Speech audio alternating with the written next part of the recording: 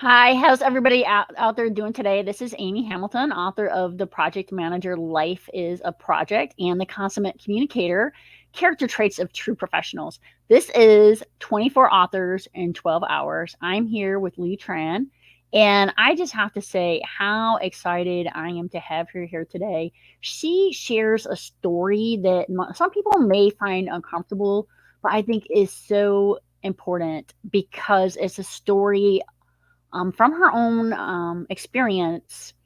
And the title is, and let me make sure I read this so I get it correctly. I Did Not Miss the Boat, a memoir of Vietnam Hoi refugee. And I was so honored. I had the pleasure of working with Lee for the past 10-week period where we were submitting blog posts and sharing information together. And she is just super fantastic. And I think that this is an important story to be shared because it's a story that really shows that you can overcome adversity in probably one of the worst possible ways imaginable. And so, Lee, I definitely like to welcome you to the show. So excited to have you here. So honored to have you here. And if you could just give the audience a little bit of what inspired you to write your book. Thank you, Amy. It's a pleasure to be here, and thank you for doing this. I want to have a minor correction. I did not do the 10 blocks with you. That was Sarah M, who's going to be right after me. And it's a But partner on your show. but there's a similarity in my story and her story, so it's perfectly okay to get mixed up. You got 24 authors in your head, so I'm just surprised that you still be able to remember my name. So, Lee, you and Sarah do the show together, right? Yes, we are. We are. So, That's the so we had you on a couple weeks ago. Yeah, that's right. exactly what happened. So my name is Lea Tran, and I'm a brand new author. I never thought I would be, but somehow I knew that for the longest time that I need to write my story and tell my story because it's so much needed, wanted to be told. And the story is, I came here as a refugee 40 years ago as boat people from Vietnam. And I don't know how many people actually remember. If you are around for quite some time, like I am, you probably have heard about boat people back in the late 70s, early 80s.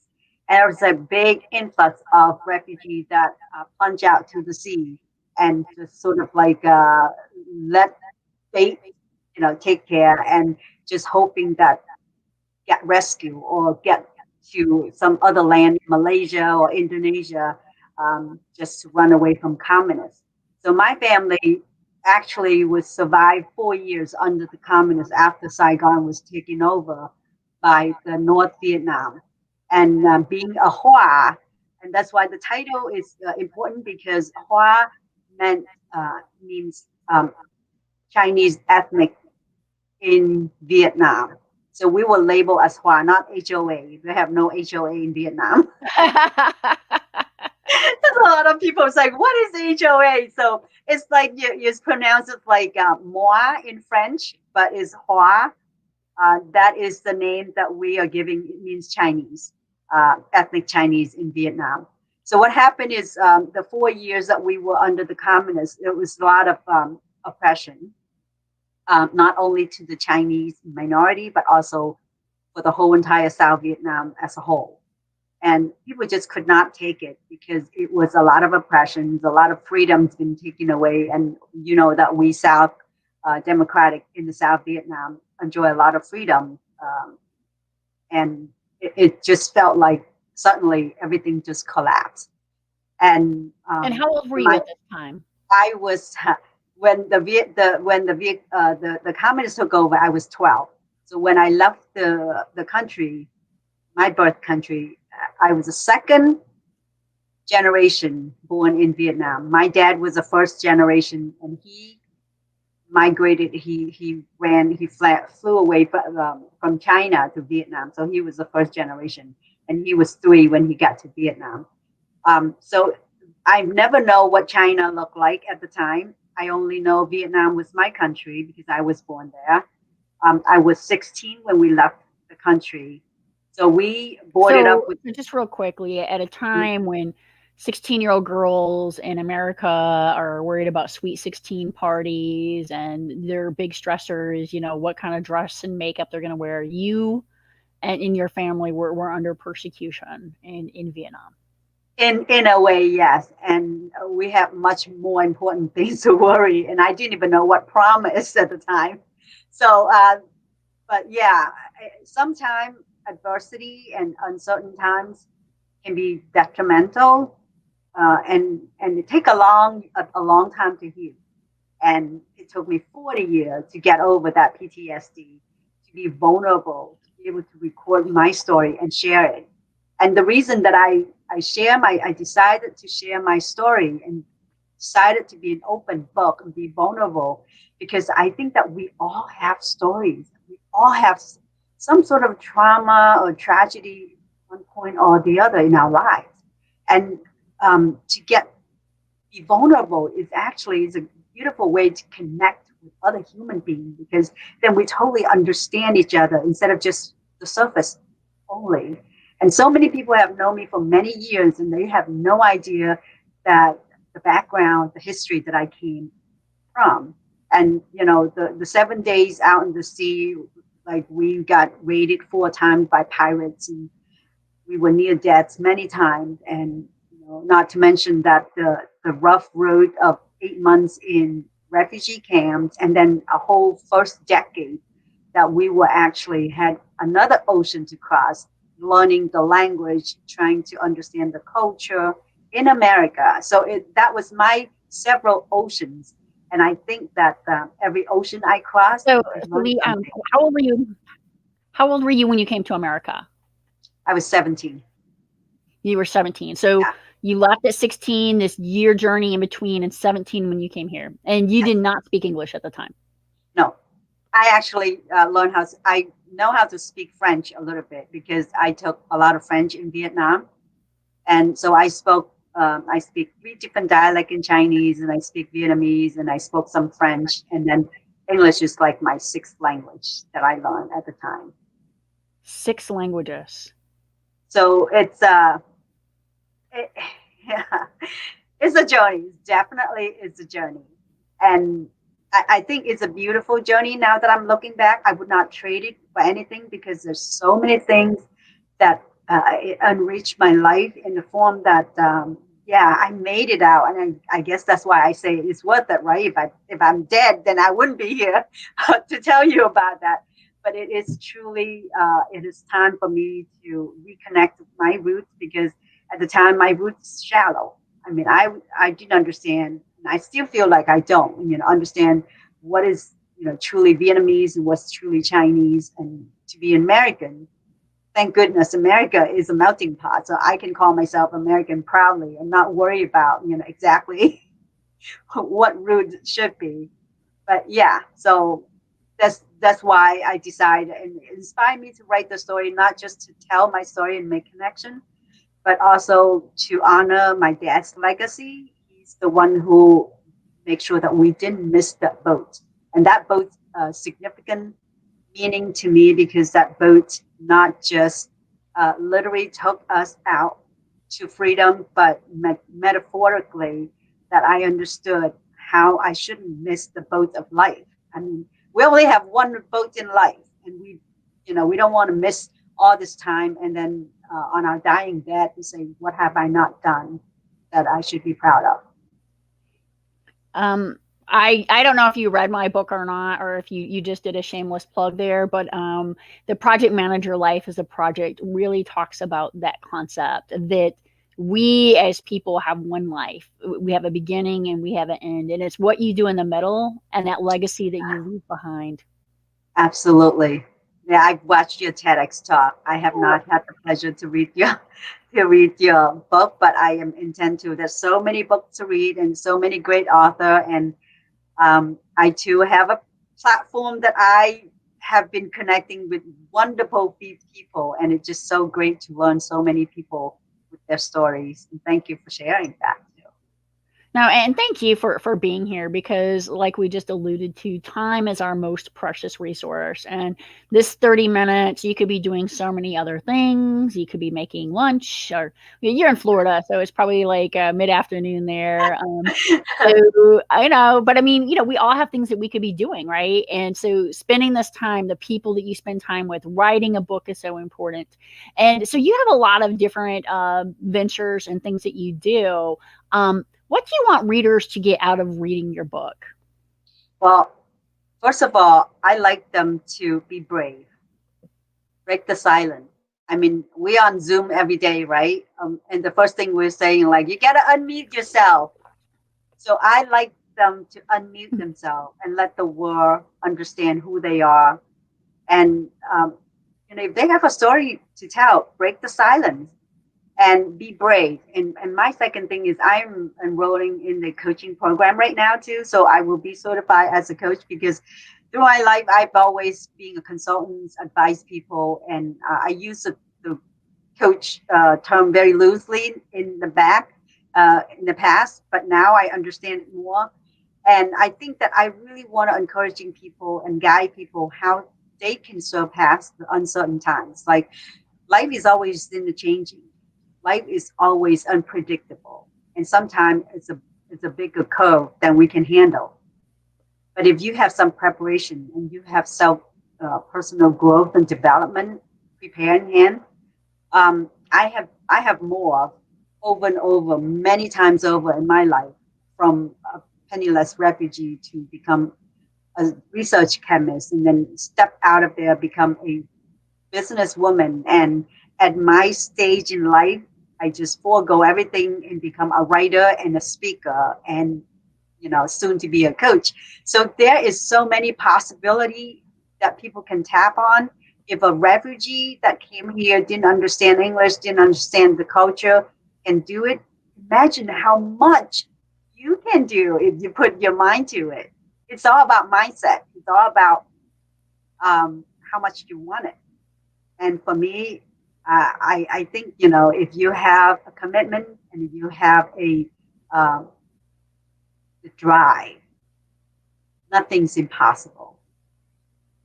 So many great points there. I'm not sure which thread I want to tease out first, but you bring up this point that I think is really excellent. Is that people from humble beginnings can go on to do extraordinary things.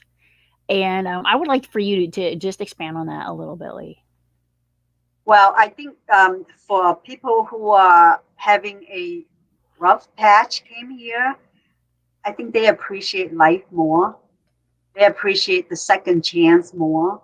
They don't take things for granted. And we know that if you are near death several times, or if you have an excruciating experience, you know that the second chance around is precious and you want to make the max of it. But you don't have to wait until something detrimental happened to you. I mean, every day is a precious day. Every day is something or somehow that you can start all over and then begin.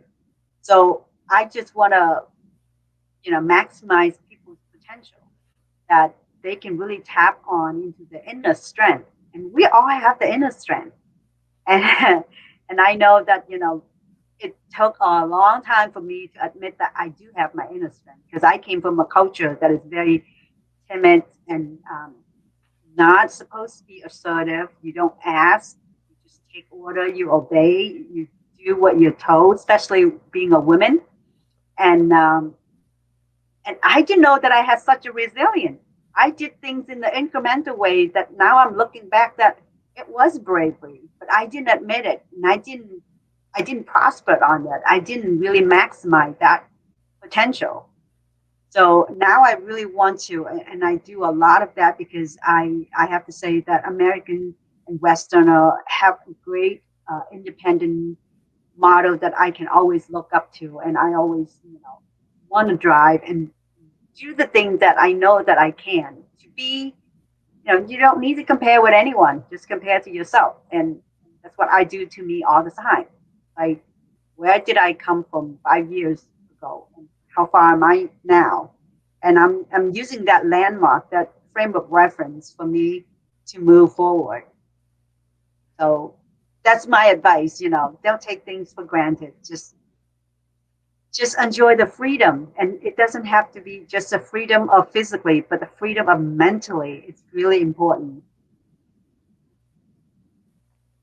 No, so many wonderful, wonderful points there, and I can't believe we're actually halfway through this segment. We It just flies by, and there's a few things that I'm going to make sure I kind of make a mental note in my head that we're going to follow up on. For those of you who are out there watching or watch this recording later, today is January 20th, and all day my books are available free for Kindle download. That's Amy S. Hamilton, The Consummate Communicator, Character Traits of True Professionals, and The Project Manager, Life is a Project, which really touches so much into the things that Lee is talking about. That, each one of us only have one life, and we only have a limited time here. So, what are the things that we can accomplish, and how can we get to those points?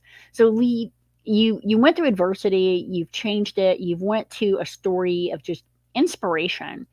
And what's your advice for people right now who are at home? It's COVID, and they might be feeling like they're up against the wall, and they kind of feel like they're stuck. Yeah, I totally understand, and that's why Sarah and I started this platform. It's called From Surviving to Thriving. It's a thriving conversation, and the whole entire point is every single one of us have the asset that we didn't tap. We don't remember to tap into, because we all have skill sets and things that we can actually use it during the most uncertain times. Like this is the time to be creative. Nothing is normal. So you can always whip out something and make it a new normal. Look at us. We're going to be going forward very differently from 24 months ago, from 12 months ago. So if you have any skill set, you can help anybody, take it out, make a business out of it. Zoom is another great platform that you can connect with people all over the world. You're not restricted to just a local, like we have to go out and do face to face. And always ask. If you don't know how, there's YouTube, there's Google, there's friends around you that you can ask. So I think the possibility is limitless. So I don't think that we should settle. Nobody should settle. I mean, if you lose the job, yes, take a day, grieve, or just pause and reflect. But don't let that stop you right there. Go on and connect with friends, stream for ideas, and collaborate. I mean, I collaborate with Sarah because I just felt like I'm not strong to do alone. So I rope her in. I say, want to do that? And she say yes. And look at us 9 months later, we're still on the platform and talking about it. So you can always think of something to do a collaborating effort. Write a book. All the time that you have, I call it the gift of time. And the reason that I was able to flesh out my book that quickly because I have all the time from COVID, and that's my COVID baby. And what's your COVID baby? So yeah, I don't think that people should feel trapped or stuck. I appreciate what you shared there about, we all have these dreams, and, whether it's to learn an instrument, to write a book, Right. that we all have an opportunity right now. And, it's hard right now for some people. Some people are really just missing the ability to interact with family. But you bring up a great point that this opens up a global platform for us. And 24 Authors in 12 Mhm. Hours is an international virtual book festival. We've had people from India today. We've had people from South Africa, from all over the globe. And it's super exciting. And, when I look at your journey, in have you been able to reconnect at all with members of your family, either in China or Oh, Vietnam, oh my either God. physically before COVID or now through virtual platforms? Yes, I Zoom is my biggest friend because I'm not only connecting with my family on a regular basis, but I also connect with friends that I haven't talked to for years. So we did something through Facebook, but now, every now and then I just organize a Zoom and I have them on and we have a reunion that people have gone through many different directions. So it is actually, no, it's not as fun as in person. but this is the best we can have right now. So why do we need to wait until, the time that we can see each other in person? So you can organize it. And I am not hesitate to reach out because this is the time to do something different. And I would say you get all the permission to do it. You don't have to wait. So I've shared your book in here, and you've talked a lot that you have done public speaking. You've written your book. You're going into coaching. How can people reach you? Well, they can go to my website, leatran.com. So just Lea Tran over there. You can see a little bit of a book trailer of my book. I have a little videos there, and I also have my TEDx talk there. That last week I found out that it was featured in the Big TED platform, so I was really excited. And they both call "I Did Not Miss the Boat."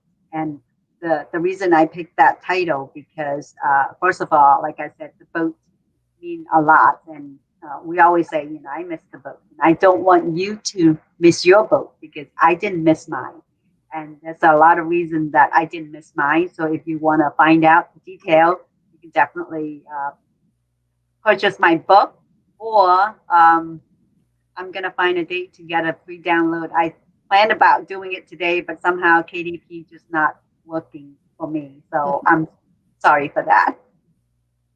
So Lee, I've added your website to the scroll bar at the bottom for people. So leatran.com. What can people find, and how would they be able to book you for a session?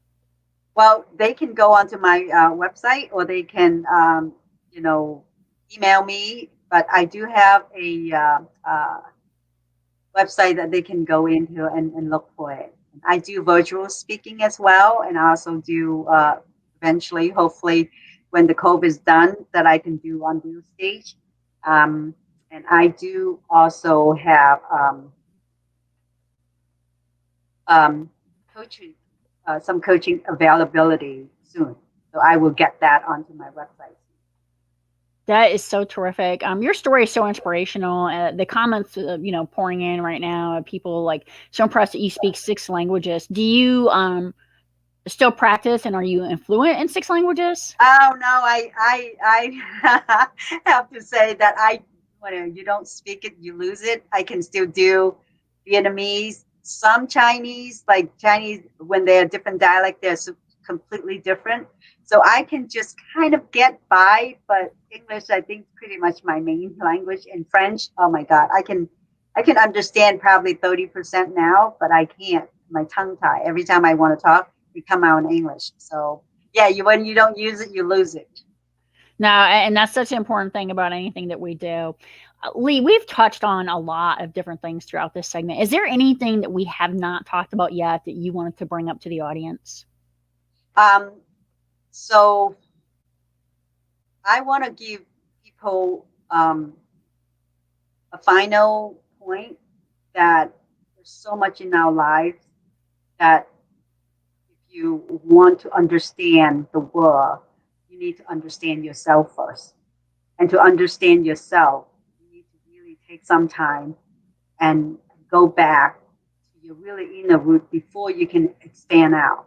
And for me, writing a book is for me, but it doesn't have to be writing a book for you. But if you do want to write a book, that would be a great release, a great place for you to release your energy, reconnect with yourself, find your inner strength, and do something about it. Don't don't don't be afraid. Tap into that energy and expand it. Um, Especially in this unexpected time like now, it's just a great time to set up a new normal. Things will be okay. Everything will be okay. We will get back eventually, but who are you going to be? What can you accomplish? What can you claim? That's the time, you want to look back and say, I didn't waste time. I didn't miss the boat.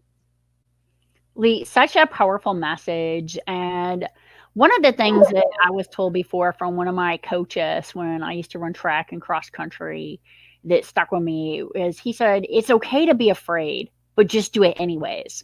Yeah. And so, for those of you who are afraid, fear is natural. We're afraid.